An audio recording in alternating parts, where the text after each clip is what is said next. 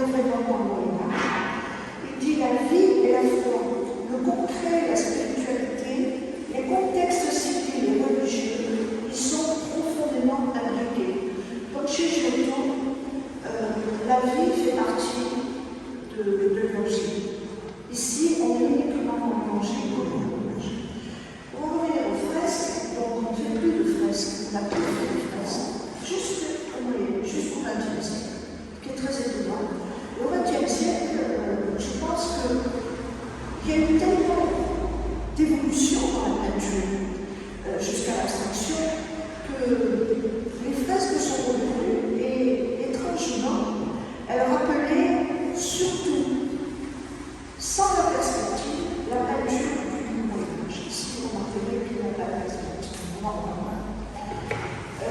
Il fallait revenir à un moment donné au XXe siècle avec ce qu'on appelle une pureté de style qui ne soit pas que réaliste, mais aussi surtout symbolique. Alors, un des plus grands moralistes du XXe siècle, je pense que vous le connaissez, peut-être que vous l'avez vu, c'est le Mexicain Diego Rivera. Vous devez savoir qui c'est le mari de cette célèbre Mexicaine qui s'appelait Frida Kahlo, peut-être, ça me dit quelque chose. Elle était aussi peintre, un petit peu dans ce style d'ailleurs, mais elle était peintre, elle n'était pas moraliste. Donc, Diego Rivera, qui est né en 1886 et qui est mort en 1957, a commencé à faire des fresques, et en particulier les plus belles fresques de du monde, puisqu'il a dessiné sur un mur entier de la bibliothèque du Mexique, je pense à 25 étages. Il a dessiné toute l'histoire de l'Amérique, depuis les premiers qui sont passés par le détroit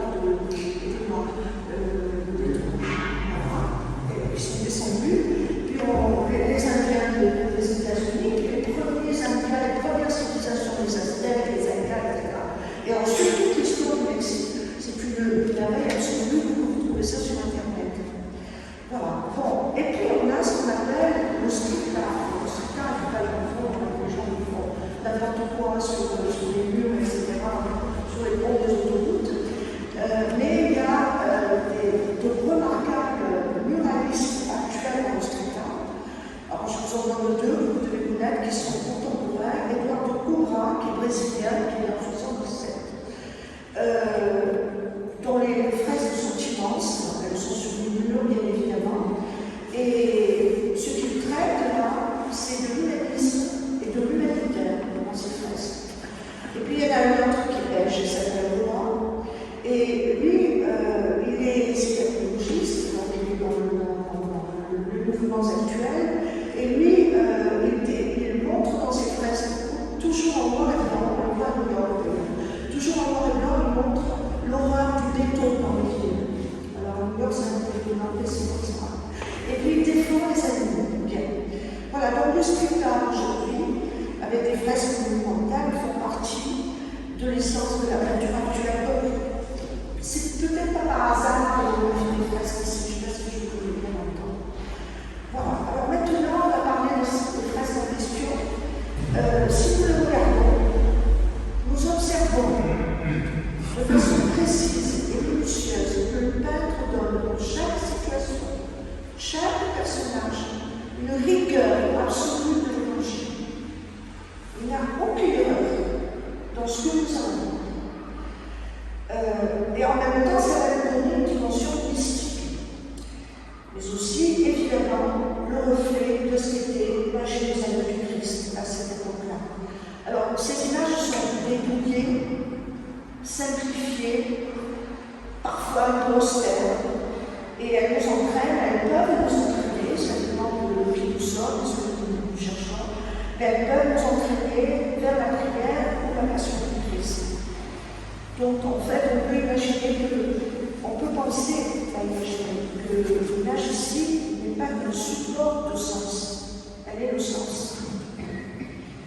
Alors, les paysages, on va regarder un peu le ciel, les arbres, etc. Les paysages sont de forme séculée, de style minimaliste. Elles ne sont là que pour mettre en avant, et elles ont souvent un sens. Les paysages ont souvent un sens pour mettre en avant les scènes de l'évangile. Évidemment, le message du Christ, c'est ce qu'on vous dit ici, il ne s'arrête pas au temps et à l'espace. Le temps et l'espace font partie du message du Christ dans les paysages importants. Ensuite, les couleurs. On va parler des couleurs. Les couleurs restent simplifiées. Elles restent à l'image de ce que pouvaient être les couleurs au Moyen-Âge, dans leur nuance, qui sont chaudes et foncées, comme avec une légère impression un peu de défraîchis.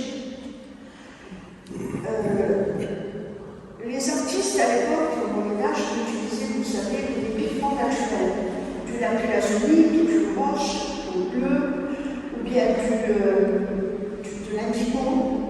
On utilisait également le bistre qui est noir. La terre d'ombre, c'est toutes les nuances dans certaines terres, bien évidemment. La terre de ciel et l'ardoise, nous connaissons ici dans les Hautes-Alpes, qui part du gris clair jusqu'au gris foncé. Évidemment, ce que je vous disais au début, il n'y a pas de perspective. Comme il n'y avait pas de perspective dans les fresques et les tableaux de voyage. Voilà, donc je pense qu'il faut rendre un hommage au maître parce qu'il a fait un travail colossal. Je crois qu'il a travaillé là-dessus pendant 2 ans, sur des échafaudages, vous imaginez un petit peu, voilà, pas évident. Beaucoup de fraises se sont abîmées, vous avez vu. Donc quand il y aura la restauration de l'église, de la chapelle, il y aura également la restauration des fresques. Et j'espère qu'à ce moment-là, lorsqu'il y aura la restauration des fresques, on en parlait tout à l'heure avec l'exposition, il y aura également des numéros sur les fresques pour qu'on puisse les retrouver. Voilà, parce que là, les numéros et puis ce qu'il y a dans tous les musées, c'est-à-dire la scène de l'évangile qui est représentée. Parce que là, la scène de l'évangile, les scènes ne sont pas représentées. Bien, alors voilà, donc on va commencer par la fresque numéro 1, qui est celle-ci. Voilà, qui est la deuxième. Voilà. Alors, je vais mettre bien le tour. Voilà, je me mets là pour que vous la voyez mieux. Alors, cette fresque, elle s'appelle la profession de foi de Pierre. Alors, pour chaque fresque, le peintre cite également l'évangile. Donc, dans l'évangile de Matthieu, Simon-Pierre dit, alors Simon-Pierre, pourquoi Simon-Pierre? Parce que c'était le vrai nom de Pierre, le vrai nom de Pierre. Et en fait, Pierre portait un nom grec. Ce nom grec, c'est Céphas. Et Céphas en grec veut dire roc. Donc il y a une relation entre roc et Pierre. Et Simon-Pierre est à côté. Le Christ, nous le voyons complètement à droite, avec une robe ocre et les pieds nus. Vous remarquerez que la plupart ont les pieds nus dans pratiquement toutes les fresques. Donc, le Christ a les cheveux blonds et il porte une robe ocre. À côté, il tient la main d'un homme qui est tout en bleu, avec comme une croix un peu plus claire sur sa chemise. Cet homme, c'est Simon-Pierre qui dit « Tu es le Christ, fils du Dieu vivant. » Et Jésus lui répond en lui tendant la main « Et moi je te dis que tu es Pierre. Et sur cette pierre, je bâtirai mon église. Et je te donnerai les clés du royaume des cieux. » Alors cette phrase, nous la connaissons tous, hein, sur cette pierre, je bâtirai mon église.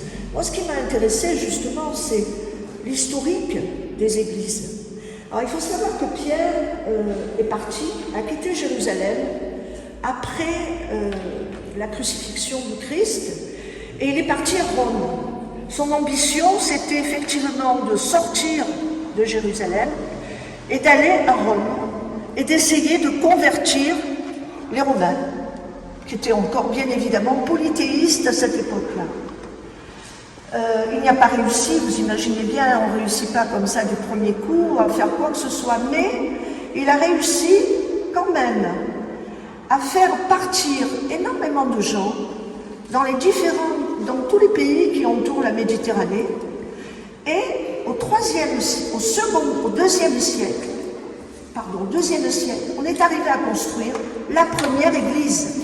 Elle n'a pas été construite à Rome, comme aurait voulu Pierre, bien évidemment, comme lui a demandé le Christ. Elle a été construite en Arménie. La première église a été construite par quelqu'un qui est parti de Rome avec des amis, des apôtres, et ils sont allés construire cette première église en Arménie. Et la première église construite à Rome a été construite, je reviens sur cet empereur, par Constantin, premier empereur romain catholique.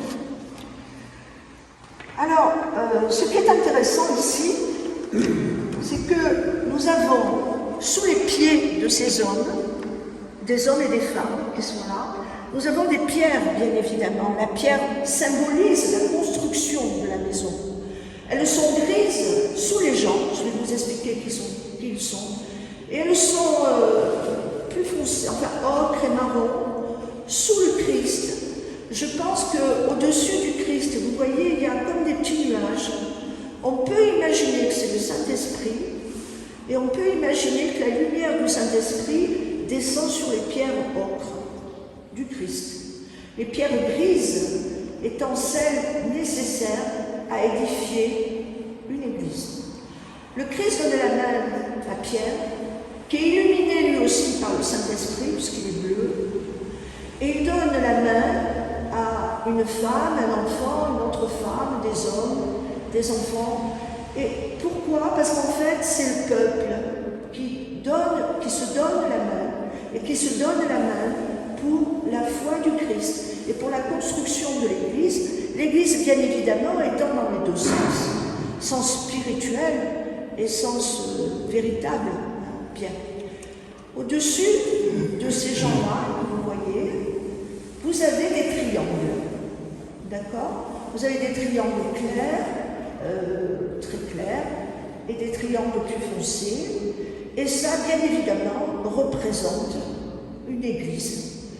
Avec à gauche, vous avez la rosace, l'entrée, avec le visage d'une femme. Est-ce qu'on pourrait imaginer que le visage de cette femme qui est dans l'entrée de l'église pourrait être peut-être Marie? Et puis vous avez à côté les vitraux. Et à la fin, vous avez un arbre qui n'est pas un véritable arbre. Si vous regardez entre le Christ et Saint-Pierre, vous voyez un arbre vert qui est dans la nature, mais cet arbre-là, il est esquissé. On peut penser que c'est ce qu'on appelle l'arbre de vie qui va résonner dans les églises. On peut penser. Bien. Qu'est-ce que je voulais vous dire? Donc, je vous ai parlé de la métaphore des pierres, je vous ai parlé. Alors maintenant, je crois qu'il y a quelque chose qui est très important. Ce sont ces fameux triangles. Alors, ces triangles correspondent à ce qu'on appelle dans l'Évangile la pierre angulaire. Alors, la pierre angulaire, c'est la pierre qui représente. On va prendre le premier angle, là où il y a la rosace. On va imaginer un trait horizontal au-dessus de la porte. Le premier point en bas à gauche, ce sont les apôtres. En haut, c'est le Saint-Esprit et à droite, c'est le Christ. C'est ce qu'on appelle la pierre angulaire, que l'on retrouve définie dans le Nouveau Testament. Voilà. Je crois que je vous ai à peu près tout dit sur cette première fresque. Est-ce que vous avez des choses à me demander? Il est possible que je ne puisse pas répondre. Je vous écoute, monsieur. Est-ce que Bertrand Bahuet, il a laissé... Je ne vous entends pas bien. Enlevez votre masque. Est-ce que M. Bahuet, il a laissé des explications précises de ce qu'il a décidé? Alors, il a donné... Moi, je ne vous ai pas lu, bien évidemment, tous les passages du Nouveau Testament, parce que pour certaines fresques, il cite 4 ou 5 passages. Ça peut être Matthieu, ça peut être Marc, ça peut être Jean. Il donne des explications, mais ces explications, elles sont personnelles. Comment vous dire? Elles sont personnelles. Voilà. Donc, je pense que je n'ai pas été là pour donner les explications de Bertrand. Je suis allée le voir, nous sommes allés le rencontrer, nous lui en avons parlé, et nous avons décidé ensemble qu'il valait mieux essayer de donner une explication symbolique à partir de sa peinture et à partir du Nouveau Testament. Voilà. Vous avez précisé, parce que l'interprétation qu'il nous a laissée précieuse pour nous, c'est celle qu'il a revue, que ça l'a replongé dans toutes ses recherches, dans sa spiritualité. C'était pas la même que celle qui correspondait quand il a peint. Voilà. Donc il y a toute une recherche personnelle et un approfondissement de sa spiritualité à lui-même. Dans la mesure où je suis là pour vous présenter les fresques, je n'ai pas, me semble-t-il, à vous dire mon sentiment ou ma pensée.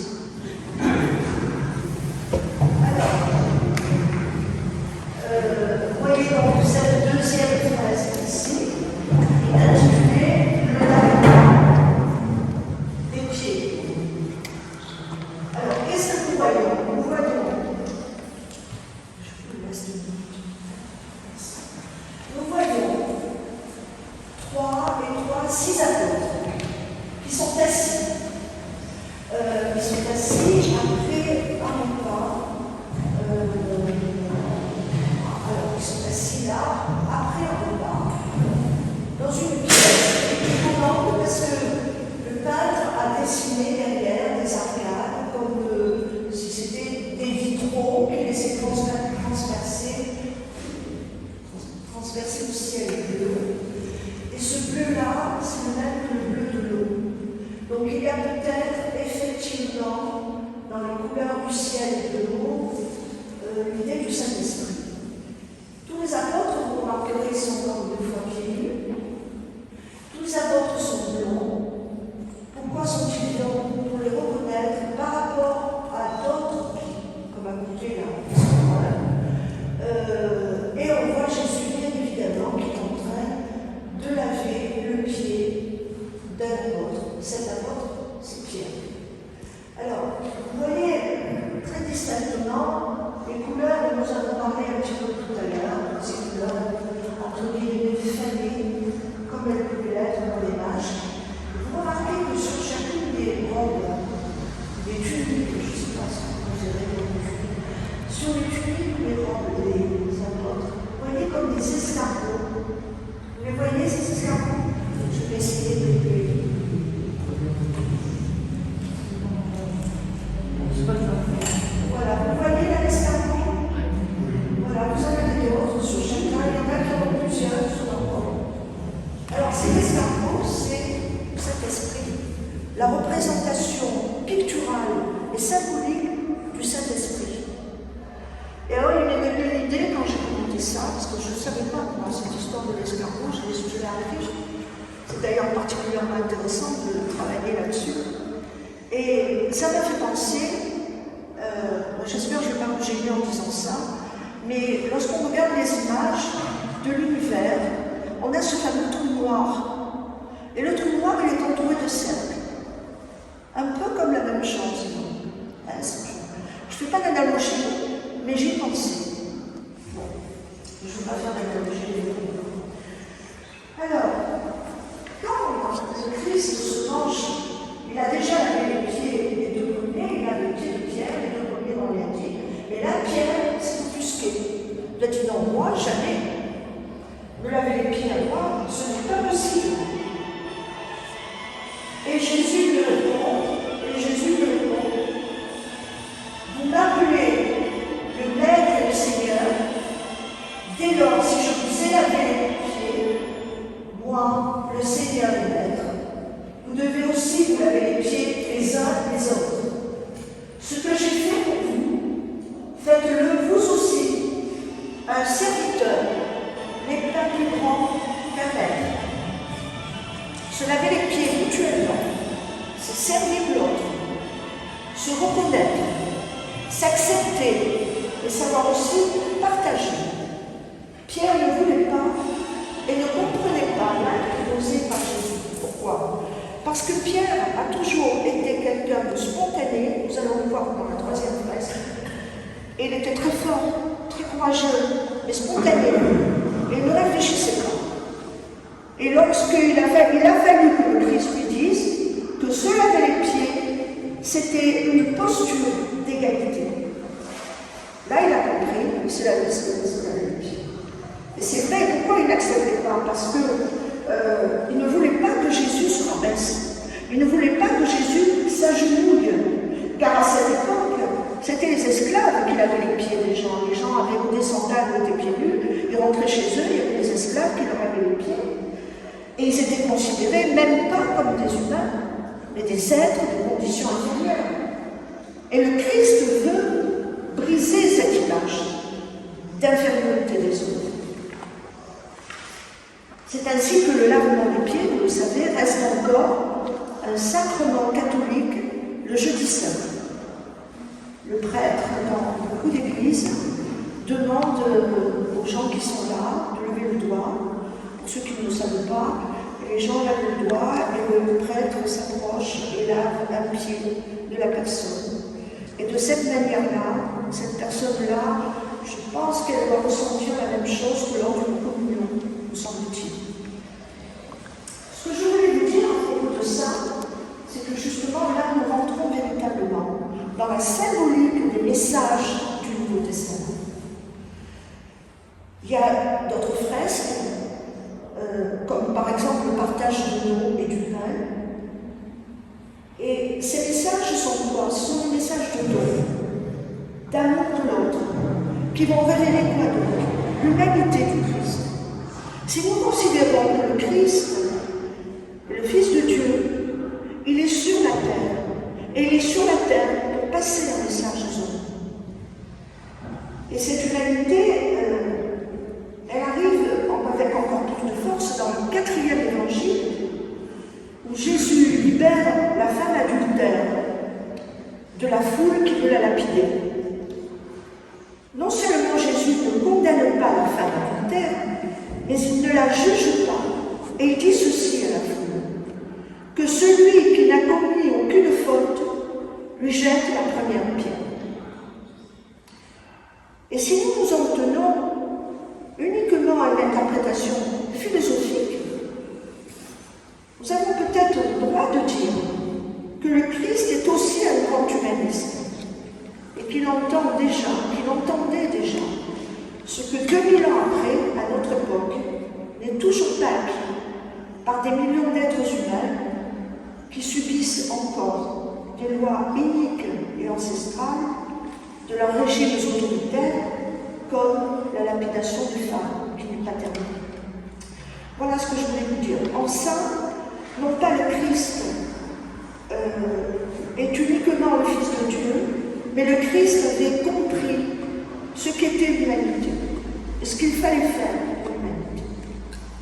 Je crois que cette dimension humaniste et philosophique, elle est très importante.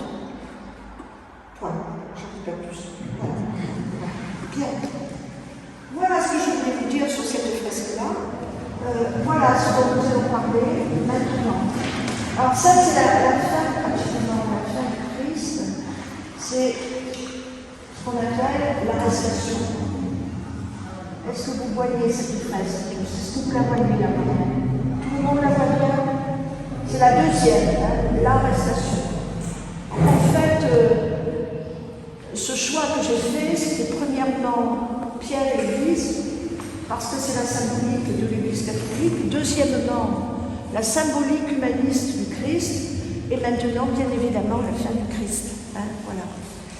Alors, cette fresque, elle est intéressante parce qu'on voit, et c'est assez rare sur les fresques, on voit les mouvements des hommes. Vous voyez, là, il y en a 1, 2, 3, 4, 5, 6, c'est beaucoup d'ailleurs. Donc c'est un champ visuel.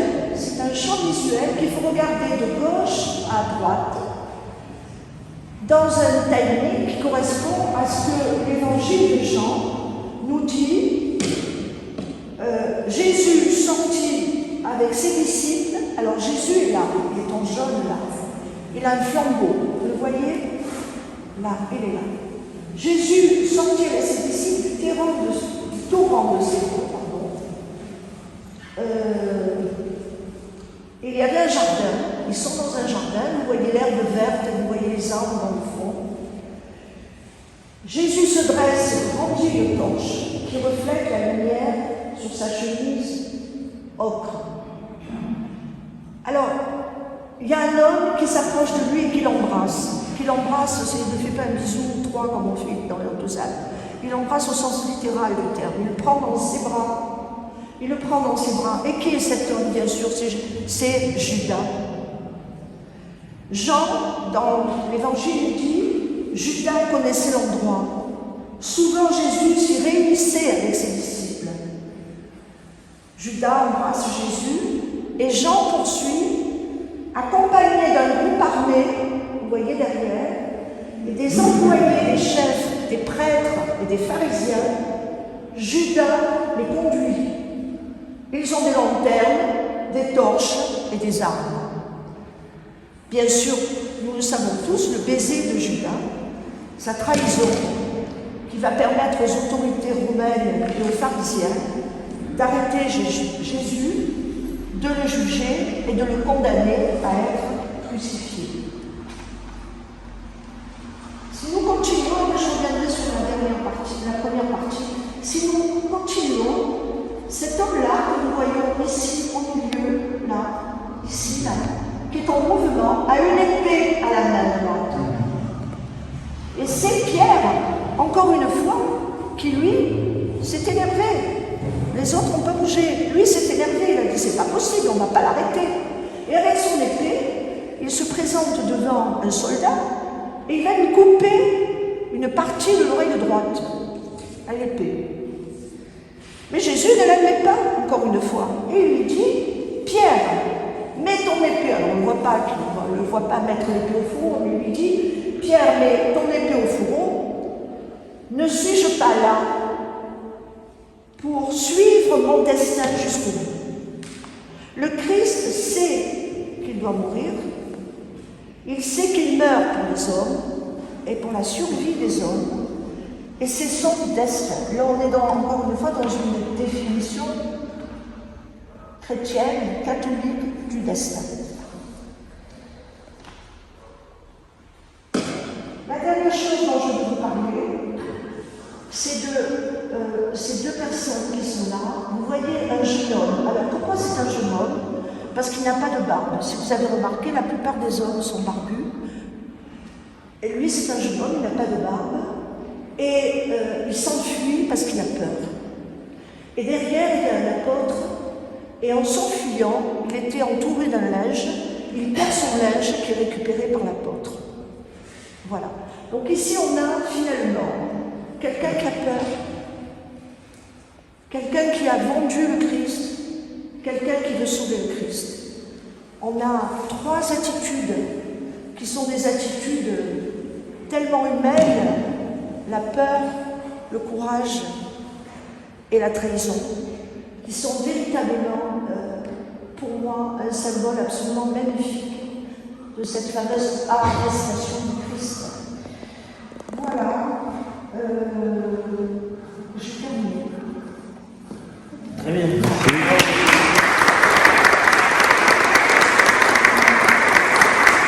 Deux histoires intéressantes aussi pour cette église.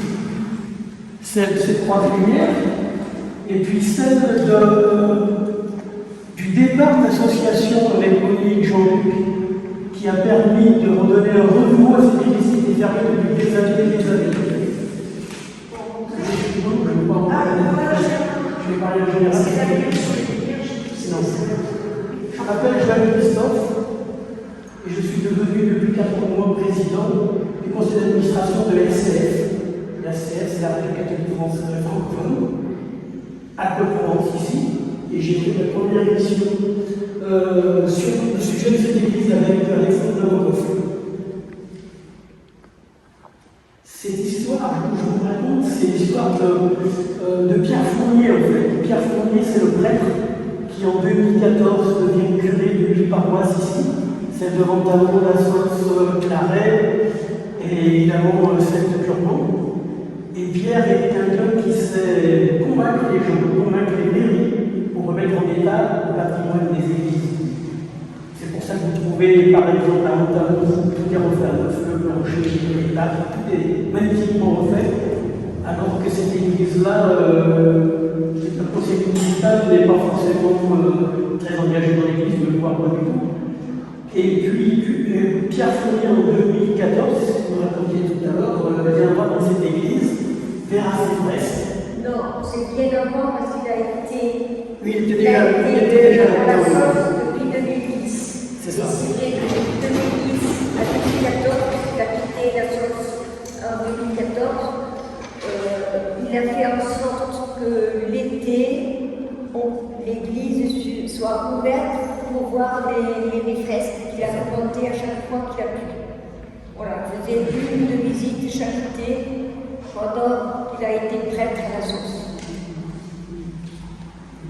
Et c'est après, donc il en a aussi parlé autour de lui, ce qui fait qu'il y a eu une journée de la catéchèse sur Ligne qui est venue faire une journée sur cette pierre et ils sont venus donc visiter l'église. Après il y a eu donc notre nouveau curé et je laisse. Voilà. Le curé avec son conseil paroissial, dont Monique, Jean-Luc et moi-même faisons partie, décide de faire en sorte que dans chaque église, il y ait au moins une célébration par an si possible. Parce qu'on ne peut pas en faire partout, il n'y a qu'un seul curé pour 8 paroisses, on ne peut pas faire ça partout. Et donc ici, le conseil paroissial avec la chambre baptismale a décidé de faire deux manifestations importantes. Une pour les ramasseurs, les cueilleurs de pommes étrangers. Donc c'est une messe qui va faire à la fois en plusieurs langues, qui va se dérouler ici. Et puis il va faire aussi, je dis son nom, la fête de. On vient avec. Son nom. Des rameaux. Des rameaux. On fait des rameaux ici, on fait une procession, ça vient ici. On va essayer de pérenniser ça. Et donc ça c'est pour cette histoire-là. Et puis ensuite il y a la fameuse croix de lumière, où évidemment cette église elle est assez dépouillée, elle n'a que ça, elle n'a même pas de vitraux, il n'y avait pas des verres à l'époque là, donc c'était envahi par les pigeons. La mairie va faire un travail assez conséquent et va bien s'engager à faire la restauration de cette église. Ça va prendre du temps, il faut refaire les extérieurs, il faut une heure, vous disiez tout à l'heure, remettre en état ces magnifiques fresques, et puis faire en sorte que cette église retrouve sa place dans le village, c'est important. Et donc, Louis Brachet, qui est un sculpteur un peu connu de Ventamont, propose de faire cette croix de lumière. Jean-Luc va suivre toute la fabrication de ça. Vous trouverez sur le site du diocèse et sur le site de Jean-Luc Lang YouTube, on retrouve tout le film de cette chose-là, de cette fameuse croix de lumière faite par Louis Brachet. Et puis les deux évêques, puisqu'ici nous sommes sur le secteur du 05, c'est le curé appartient au diocèse de Gap, et cette paroisse est sur le diocèse du 04 de Digne. Et donc deux évêques vont venir, je ne sais pas en quelle année, c'est l'année dernière ou il y a 2 ans, j'en ai pas tout en rappel, vont venir dans cette église, manifester leur soutien, et puis, on va dire ça comme ça, leur soutien à ce que cette église renaisse. Lui, il va les rester fermés presque 40 ou 50 ans ici. Et voilà, ça c'est l'histoire de cette église. Et donc nous sommes sur les traces d'un prêtre assez très intéressant qui s'appelle donc Pierre Fournier, qui dans toutes ses paroisses où il est passé a réussi à refaire en sorte que toutes les églises soient remises en très bon état, que les oratoires soient en très bon état, et le diocèse aujourd'hui participe à ça. Et voilà, ça c'est une histoire qui est assez très intéressante de savoir que voilà, un prêtre, aussi simple soit-il, est capable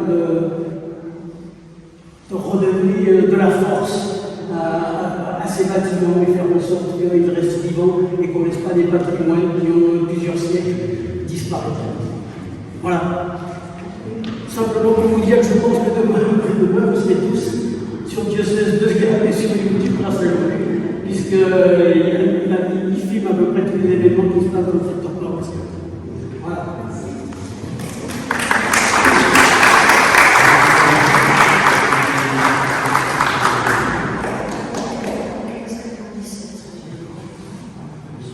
Est-ce que vous pouvez vous dire simplement ce que représente chacune des fresques? Derrière vous, c'est la pêche miraculeuse, c'est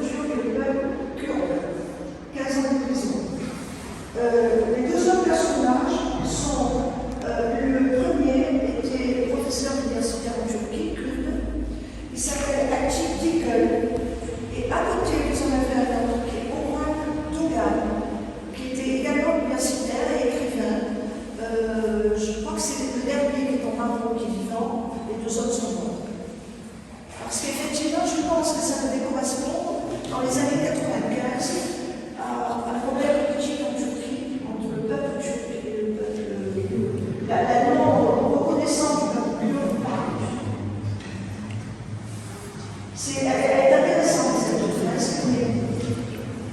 Après, vous avez la redevance acquittée par Jésus et Pierre. Elle est au-dessus, voilà. Au-dessus, elle est alignée.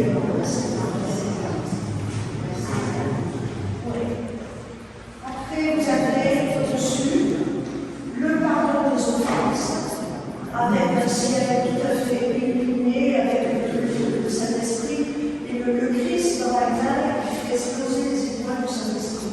C'est très symbolique.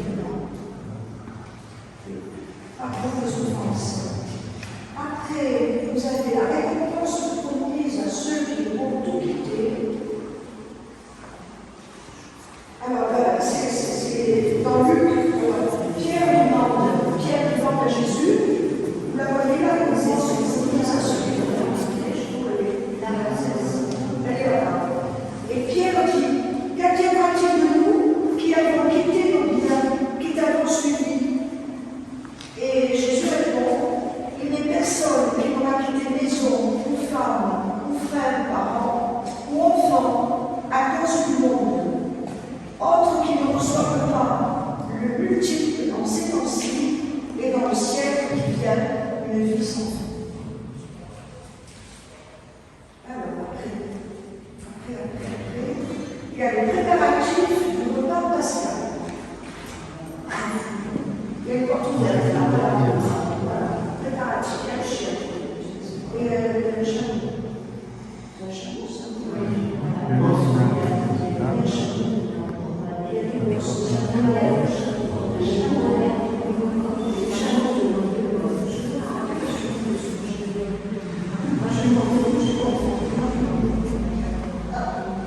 Après, vous avez le lavement des pieds, que nous avons vu ensemble. Alors, après, alors là, nous avons la scène devant nous, là, dans le cœur de l'église. Et Jésus dit quelque chose qui peut nous intéresser. Il prit le pain, le rompit, entoura ses disciples et dit, prenez, mangez, c'est mon corps. Prenant le fruit, il a encore vécu, buvez, c'est mon sang, versez pour l'alliance libératrice des erreurs commises. Je ne boirai plus du fruit de la vie, jusqu'au jour où je boirai de nouveau avec vous dans ce monde. Ça nous le retrouvons dans l'évangile de la messe.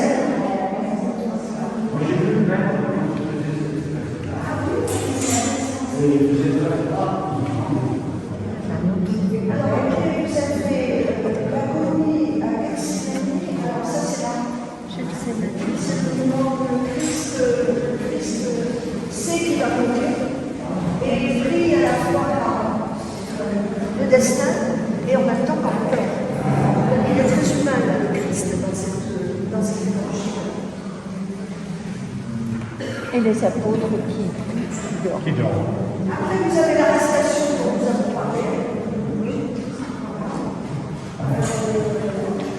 Et ensuite,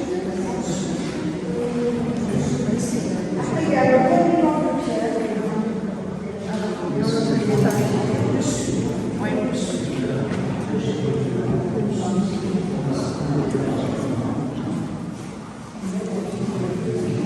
Après, vous avez les disciples. C'est l'endroit. Et c'est au-dessus de Judas. Après, il y a l'apparition au bord du lac, c'est au-dessus.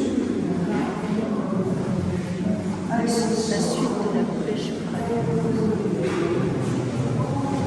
Après, il y a la tâche pastorale de Pierre, le disciple bien-aimé, le pastoral de Pierre.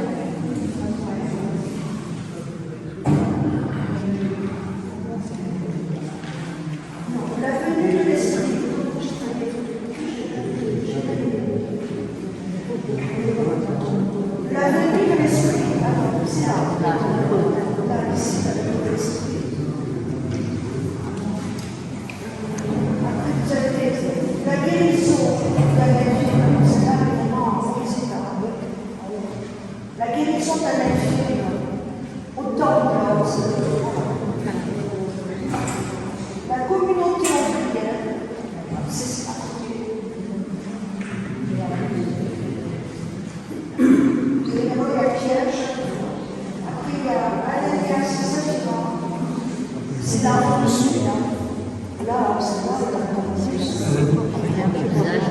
Vous avez dit quoi? Ananias, c'est Saphira. Ça vous dit rien? Ananias, c'est Saphira. Attendez, c'est dans les actes des apôtres, je crois que c'est un truc. Je vous le lis si vous voulez, mais c'est long, hein? Ça vous dit? Alors, la multitude, sur cette fresque-là, donc c'est l'acte des apôtres numéro 15, 32. La multitude de ceux qui étaient devenus croyants n'avaient qu'un cœur et qu'une âme, et nul ne considérait comme sa propriété la quelconque de ses biens. Chut, on ne parle pas sinon on s'en fout plus.